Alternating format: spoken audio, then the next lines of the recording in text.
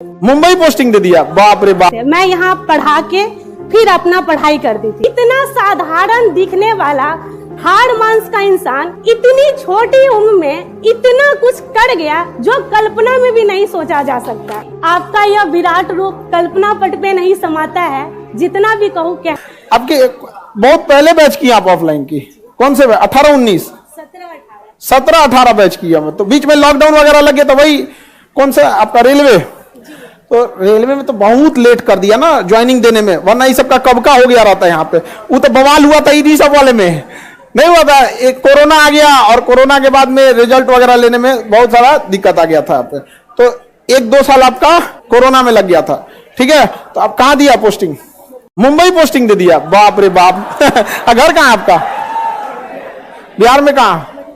देखो मधुबनी से उठा के भेज दिया है, मुंबई भेज दिया। वहां पे बहुत सारे, वहां पे ना आपको अपने बैच की बहुत सारे लड़के लड़कियां वहां पे मिलेंगे, सब परेशान है वहां पे कि बहुत सारे लड़का लोग वहां पे भी ना ट्रांसफर वगैरह हो जाता है, थोड़ा सा टाइम लगता है, उसको म्यूचुअल ट्रांसफर कहते हैं। वो हाँ 5 साल का, और म्यूचुअल तो पहले भी हो सकता है, ऑन रिक्वेस्ट में 5 साल लगेगा, म्यूचुअल में इधर लगे जब तक वहां पर आपको बड़ा पाव वगैरह का आदत डालना पड़ेगा। वहां पे मुंबई वगैरह बहुत सारे लड़के हैं मुंबई में, और कुछ अहमदाबाद डिवीजन में भी है। ठीक है, बहुत मन लगा पढ़ाई कीजिए, फिर बीपीएससी निकालिए, उसको वहां छोड़ के फिर यहाँ पे आ जाइएगा। ठीक है, ठीक है, बढ़िया से पढ़ाई कीजिए।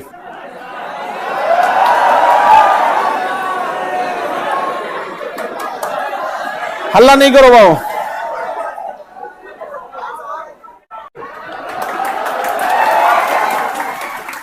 आप लोग भी जल्दी जल्दी लाओ, लोग जॉब करके मिठाई लेके आओ लोग। ठीक है, अब बाबू आपका भी जल्दी से बीपीएससी निकाल के लेके आइएगा। ठीक है, मेहनत करना नहीं छोड़िएगा, इसी चीज को मेहनत करना नहीं छोड़ना चाहिए। रीजन क्या है कि अगर आप पढ़ाई को कंटिन्यू रहते हैं तो बहुत थोड़ा मेहनत में दोबारा अच्छा से रिजल्ट हो जाता है। ठीक है, खुद लीजिए।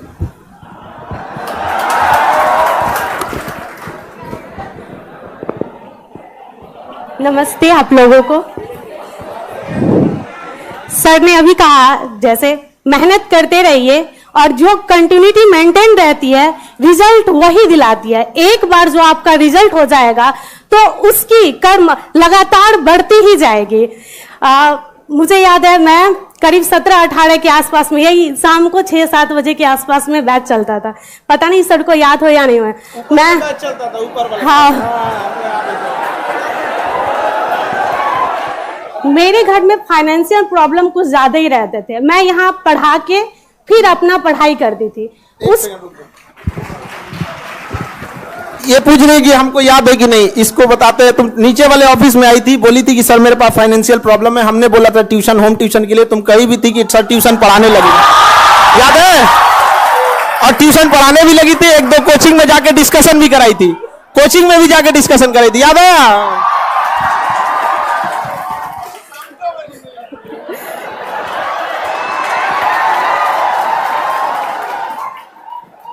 सर ने कहा डिस्कशन करवाती, उस बीच में मैं पढ़ाने के चक्कर में अपना पढ़ाई बहुत ज्यादा पीछे हट गया था, जिस वजह से मैं मेंटली भी बहुत ज्यादा परेशान थी। आप ये चीज खुद से भी रिलेट कर सकते हो।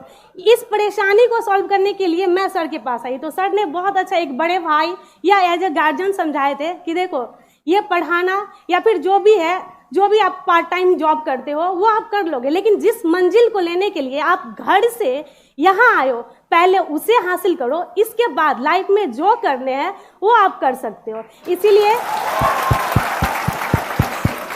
लाइफ में आगे बढ़ते रहिए, मंजिल भी मिलेगी, और मंजिल नहीं भी मिली तो क्या होगा, मंजिल पाने के जुस्तजू में आपका एक कारवा होगा। इसी तरह आप आगे बढ़ते जाइएगा, कारवा एक नया बनता जाएगा, कारवा एक नया बनता जाएगा। मैथिली शरण गुप्त की एक बुक है भारत भारती, उसकी 4 लाइनें हैं जो सर पे पूरी तरह से सटीक बैठती है। मैं वो कहना चाहूँगी इतने अच्छे मौका पे। हरा भरा हिंदुस्तान चाहिए हमको, भारत महान चाहिए, क्रांति ला दे जो कुशलता में, सिर्फ कुशलता में ही नहीं, शिक्षा हो चाहे कोई भी टेक्निकल हो या विद्यार्थी का मुद्दा हो, हर चीज में आज हमारे माननीय खान सर जैसा इंसान चाहिए।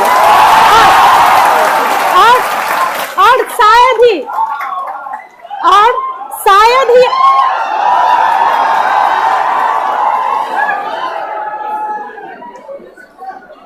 शायद ही आने वाली ये पीढ़ी याद कर पाएगी कि इतना साधारण दिखने वाला हाड़ मांस का इंसान इतनी छोटी उम्र में इतना कुछ कर गया जो कल्पना में भी नहीं सोचा जा सकता। कहने को तो ऐसे बहुत कुछ है, फिर भी कहूंगी आपका यह विराट रूप कल्पना पट पे नहीं समाता है। जितना भी कहूँ कहने को शेष बहुत रह जाता है, कहने को शेष बहुत रह जाता है। जय हिंद, जय भारत।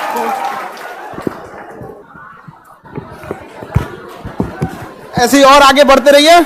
आने वाले समय में हम आपको एक अधिकारी के रूप में देखना चाहते हैं। उस समय फिर मत बोलिएगा सर को याद है कि नहीं याद है। हमको अपन पिछले जन्म के बात याद है। बहुत परेशान थी। देखिए होता है कि बच्चे उस समय तो, अभी तो जॉब लगने के बाद एक अलग कॉन्फिडेंस आ ही जाता है, लेकिन उस समय बहुत परेशान, लेकिन बहुत मेहनती लड़की। और सोचिए जो लड़की खुद से पढ़ा के दूसरे जगह जाके कोचिंग में डिस्कशन तक कराई, भले इनको लगता है कि हम भूल गए होंगे यहाँ पे आए, हमको जितना जॉब वाले जितने सबको याद रहता है कौन कैसा। और हमें भी बड़ा खुशी होती है कि देखिए लड़कों के पास अगर फाइनेंशियल प्रॉब्लम आता है ना, थोड़ा बहुत झेल ले जाते हैं। लड़कियों के लिए बड़ी दिक्कत हो जाता है यहाँ पे, तो थोड़ा सा होम ट्यूशन डिस्कशन ये थोड़ा सा रास्ता होता है। लेकिन फिर भी हम इसे समझाते हैं कि बाबू इस सब में ज्यादा रहिएगा तो पता चला इसी में रह जाएंगे। ठीक है, आने वाले वक्त में अब फिर से ये अधिकारी बनकर। ठीक है, ठीक है, ठीक है, खुश रहिए। अरे खुश रहिए, खुश रहिए, खुश रहिए। आप लोग कब मिठाई खिलाएंगे लोग जी? हाँ हाँ 24 में एकदम बिल्कुल बिल्कुल।